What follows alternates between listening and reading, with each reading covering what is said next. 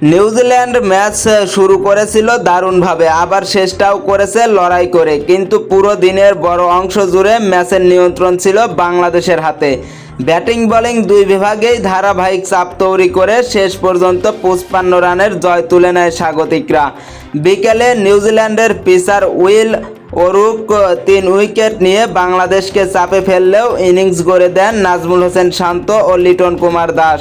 শান্ত century করেন এবং লিটনের 50-তে বাংলাদেশ তুলনামূলক সম্মানজনক স্কোয়ারে পৌঁছায়। শেষ দিকে ব্যাটিংয়ে বড় কোনো ঝড় না থাকলেও বোলারদের জন্য তা যথেষ্ট ছিল।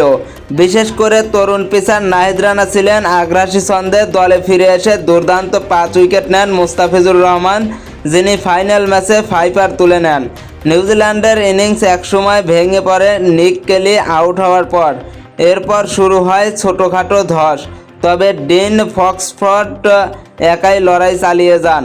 72 বলে 75 রানের ইনিংস খেললেও পর্যাপ্ত সঙ্গী পাননি তিনি। শেষ পর্যন্ত ফক্সক্রফটই শেষ ব্যাটার হিসেবে বিদায় নেন। তার উইকেটের মাধ্যমেই নিশ্চিত হয় বাংলাদেশের 55 রানের জয় এবং সিরিজে 2-1 ব্যবধানে শিরোপা।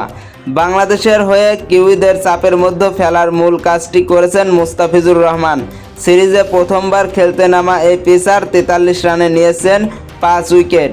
নাহিদ রানা ও মিরাজ নিয়েছেন 2টি করে উইকেট।